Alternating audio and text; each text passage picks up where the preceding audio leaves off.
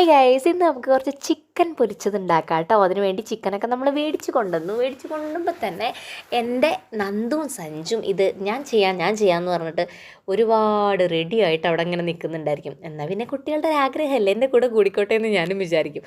അതിപ്പോൾ ഒരു ചെറിയ കറി ഉണ്ടാക്കുകയാണെന്നുണ്ടെങ്കിലും ലേറ്റായ ടൈമിലൊക്കെ ആണെന്നുണ്ടെങ്കിൽ എന്നെ അവർ നന്നായി ഹെൽപ്പ് ചെയ്യും കേട്ടോ.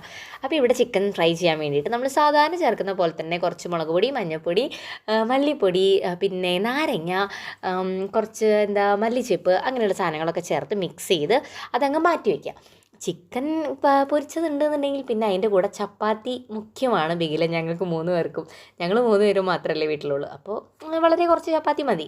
അങ്ങനെ ചപ്പാത്തിയായി. അപ്പോൾ പിന്നെ കുറച്ച് ചിക്കൻ കറിയും കൂടെ ഉണ്ടാക്കി ആ ചിക്കനും അങ്ങ് ഫ്രൈ ചെയ്തു.